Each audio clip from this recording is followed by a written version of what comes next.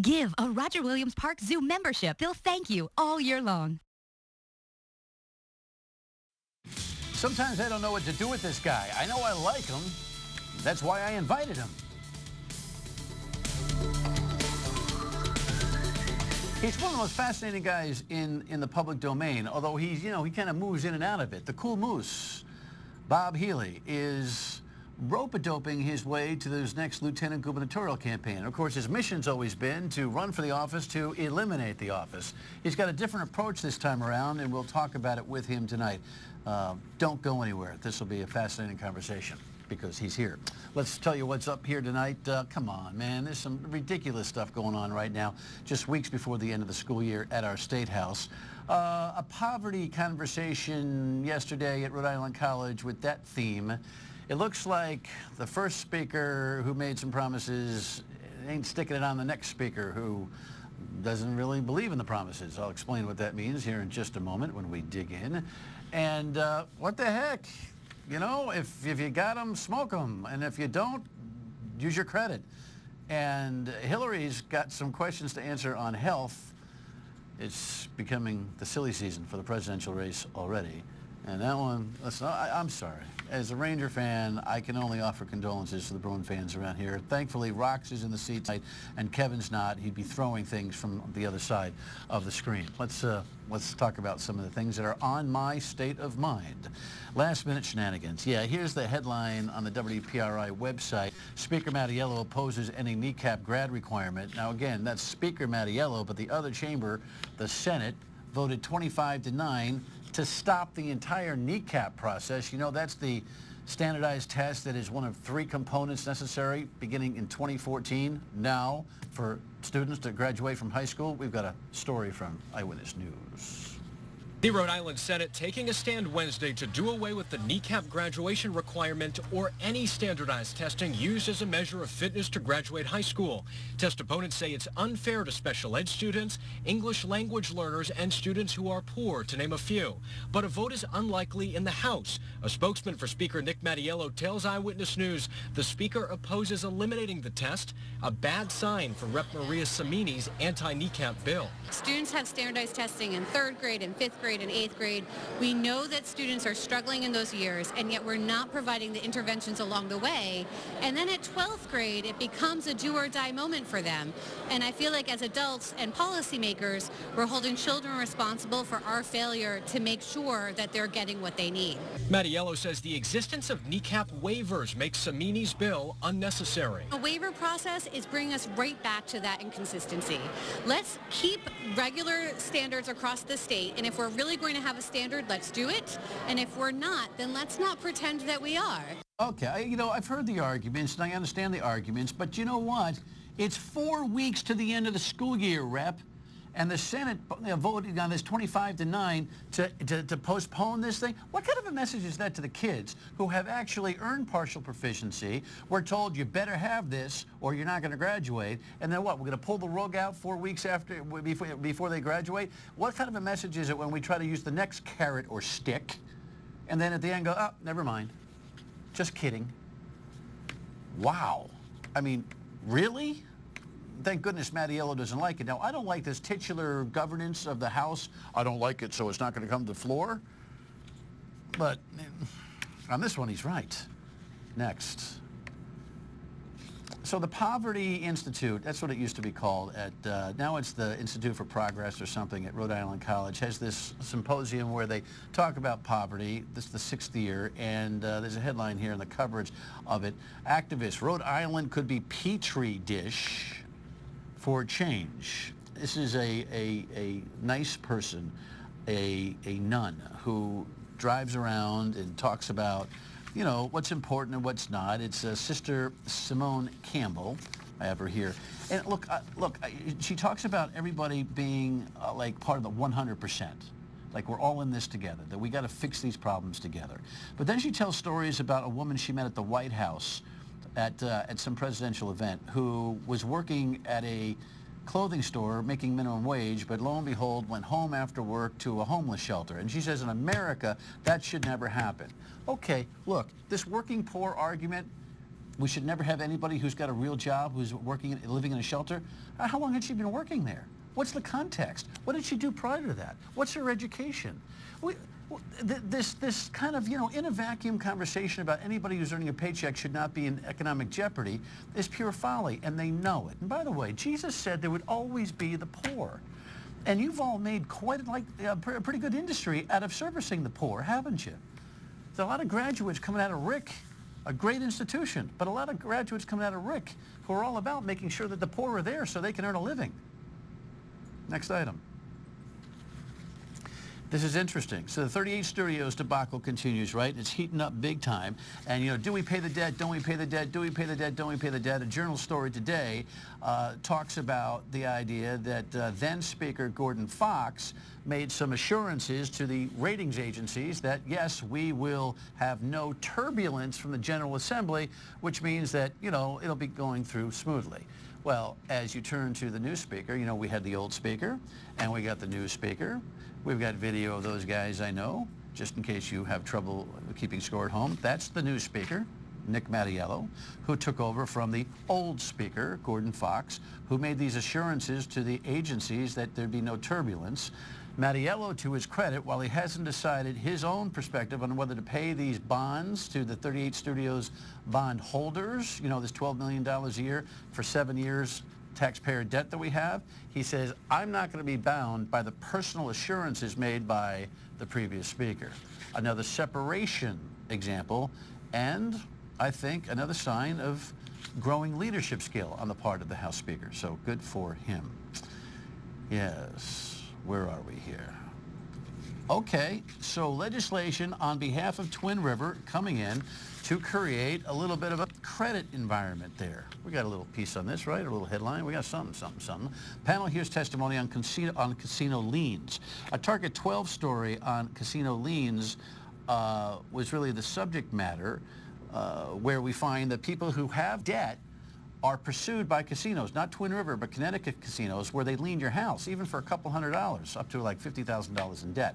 But Twin River is thinking about doing the following. They're looking to expand their finance operation to let you borrow at the table up to $75,000 to keep playing blackjack. Or roulette, or, is that your game, Rox? Roulette? That's your game? You like? Yeah, I don't even know how to play roulette. I can play blackjack, I can play 3-card poker, I can play a lot of poker, I can, but whatever your game is. You know what, good for them. If you're gonna, I can't even comprehend having no cash on me and going, I'll take it a loan for $5,000. Never mind $75,000, but I guess it's all relative. I don't care how much money I'd have in the future or in the past, or what, I don't care, I just can't imagine. What's that feeling like when you leave the building and all of a sudden you go, uh-oh, I got to write them a check for $63,000. That's a bad night. Next. Bill sticking up for Hillary. Karl Rove, the former Washington operative and pundit for Fox News and the like, has been roughing up Hillary a little bit on her health issues. She did have some trouble. I had no idea, by the way, that it took her 6 months to recover from that concussion that she had. No one knew that until Bill spoke up, but he was at an event and he doesn't look that good. But he was talking about how Hillary's in great shape. First they said she faked her concussion, and now they say she's auditioning for a part on The Walking Dead.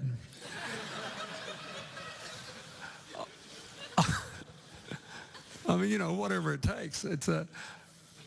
Look, she works out every week. She is strong. She's doing great. As far as I can tell, she's in better shape than I am. She certainly seems to have more stamina now. And there's nothing to it. Yeah, on that particular day, she probably is in better shape than the former president. He looked a little tired to me. By the way, the operative word is week. She works out every week. She may want to step it up to every other day, at least. But my thought is that Benghazi and Monica Lewinsky will be bigger challenges to Hillary than her immediate health issues in this 2014 campaign. Anyway, tough one last night. I was hanging with some of the fellas watching this thing, and the Bruins laid a major league egg. But now we got a controversy here.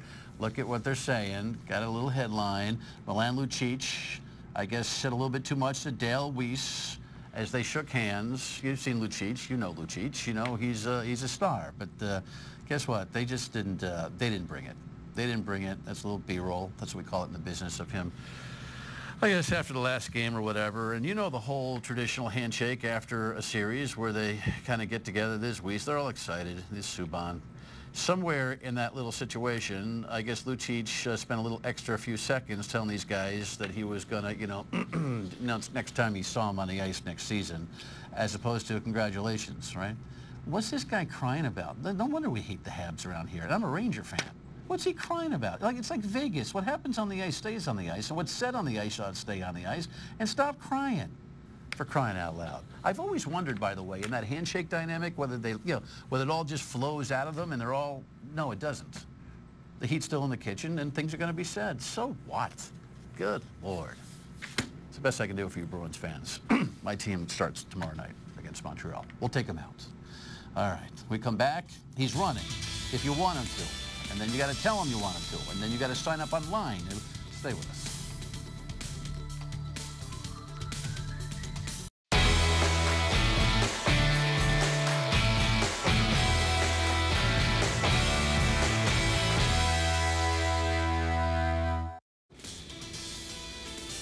So I got this press release a couple of days ago. I went, oh, he must be right. Oh, and he's not right.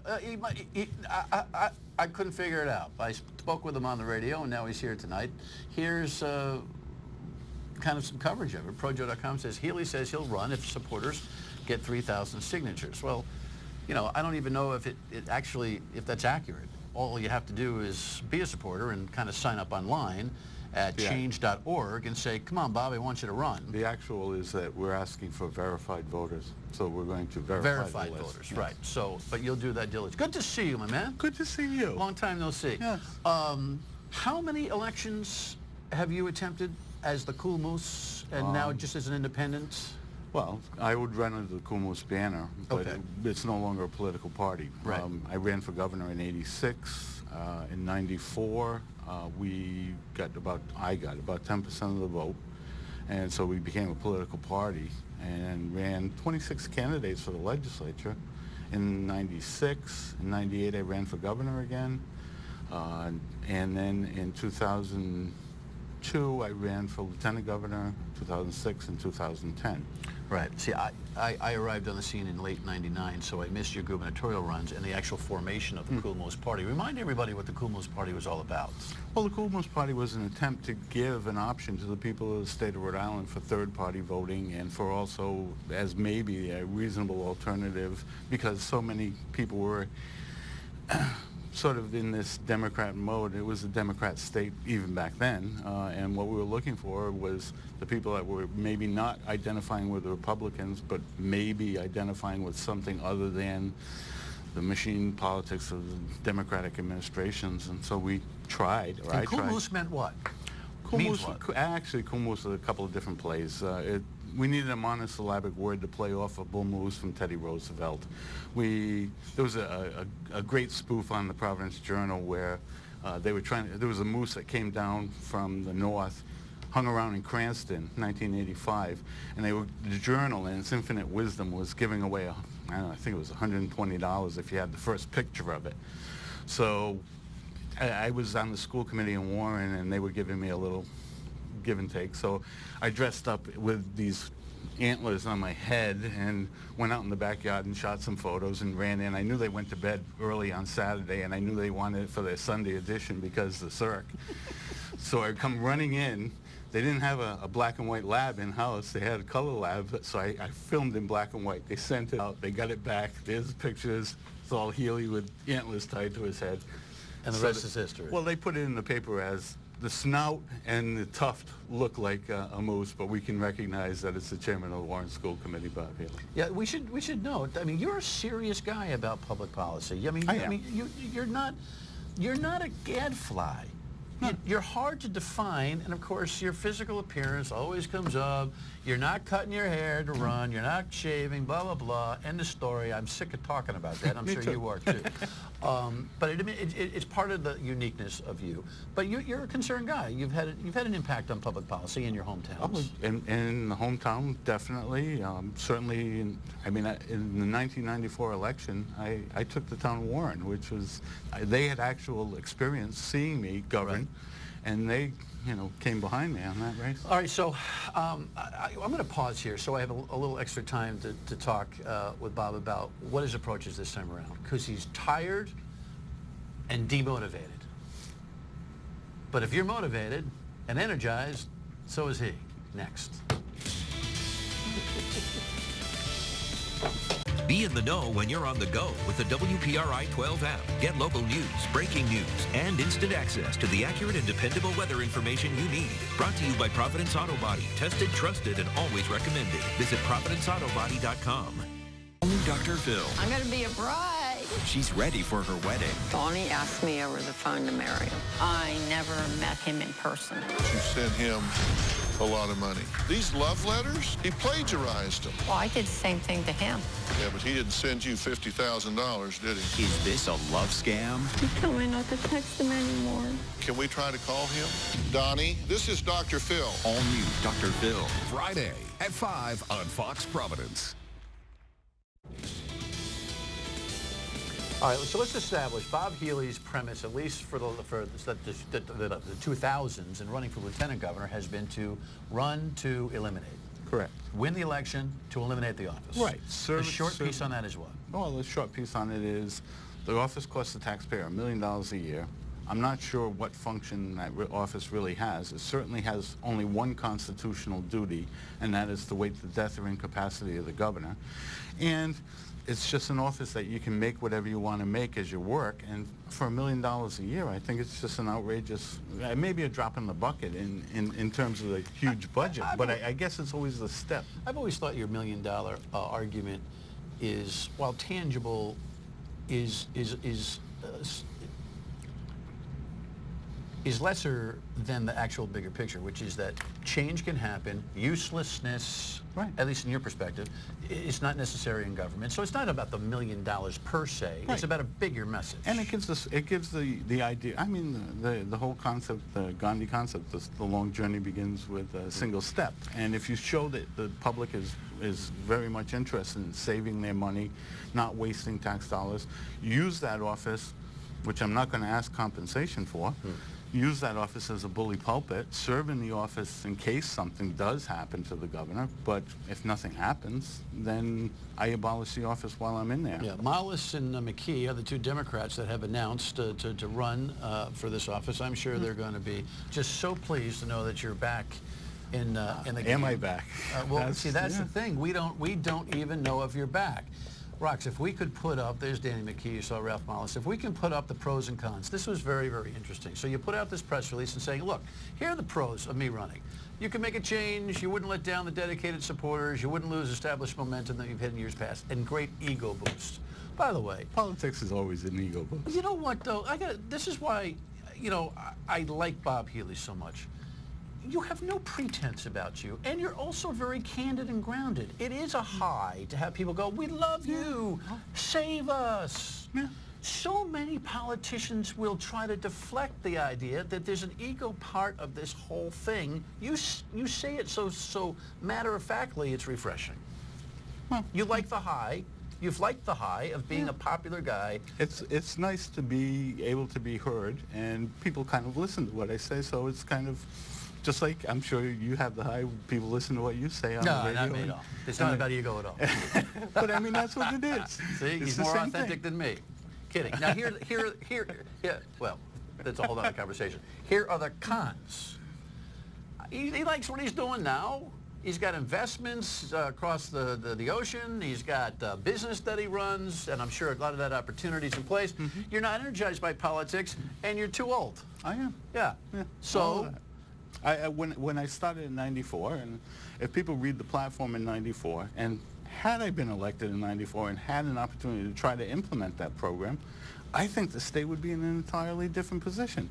Of course, you can't go and rerun the race. People didn't want to do it. That's fine. They were afraid or whatever. But the ideas are still there. You go into the Rhode Island Historic Museum and you can see the documents. They were published in '94. They were published in '98. They were, you know, other than maybe a little bit more gray like we all have, you don't look too old. How old are you? 57. All right, so what? But I understand how it feels. The knees start to go after 52, 53. It's just that you're tired of... It's hard to keep rolling the rock up the same hill. And if there's no appreciation for it, then I understand. Okay, so you wrote this press release. It's kind of a letter, and you can see it on change.org, where you can go. You can also get a Facebook page, Facebook/Draft Healy, which Facebook.com/Draft Healy. Yeah. That has a petition on it, I believe. Okay. Well, it also hooks into change.org. Right. And you want 3,000 registered voters to be able to say, come on, Bob, come off the bench. Sure. And then you promise that you'll be as energized as you've ever been. I will run with the same energy that I've always had. Tell me why you're the only guy that I would let get away with this on my program. Because I'm trying to figure it out myself. Because you have a sense about you that thinks that I'm real. I do think you're real.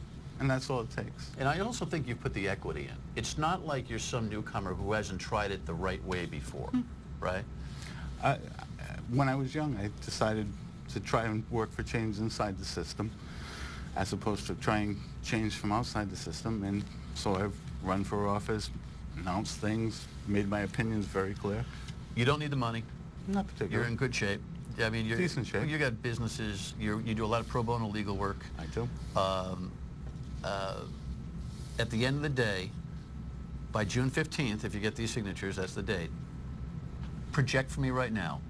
Will you be happy that you got recruited, or relieved that you didn't? At this moment, I have to say that that's the internal questioning that's going on. I'm torn. I mean, on one hand, if I really wanted to run, I would just make the decision to run. I've done this 3 times. The people have told me an answer. I mean, insanity is doing the same thing over and over. But they keep stopping you going, hey, Bob, how come you're not running? I know. So I am really torn. I mean, I would be perfectly happy whichever way it comes out. I honestly can say that. And I honestly believe it. Come back as we get closer to the date. Sounds like fun. All right. Bob Healy. He's got no TV, by the way. And no cell phone either. We're working on the only guy that doesn't insult me by saying, hey, I've never seen your show. Your State of Mind, when we come back. Stay with us. Have a story that needs to be told? Take action. Call the Target 12 Investigators hotline now at 401-228-1763. House goes where he's never gone before. You can't handle the truth! Career Day. My current patient just coughed up a lung. How's that even possible? That's what she said. House. Viewer discretion advised. Tonight at 8 on WPRI-TV. The Flood Auto Group Sports Wrap, only on Fox Providence. It's in-your-face action from the sidelines to the locker room. Watch weeknights at 10:45 on Fox Providence. Bob Healy, the most unique guy I know in politics, no doubt. Full screen, as we say in the business. 228-1886 is the voicemail. Email me or Facebook post, and your opinion will be offered and aired like this voicemail. Great guest tonight from Narragansett. I would have also liked to hear from the town manager. But one thing, your guest chair, very squeaky. It wasn't squeaky for Bob. This is from our Narragansett guest on the party last week. Was he moving around a lot, Steve, from the Neighborhood Association from Scarborough? I'd be squeaking, too, if I had to battle those kids all the time. We'll see you tomorrow night on My State of Mind and on the radio at noon on WPRI. Good night.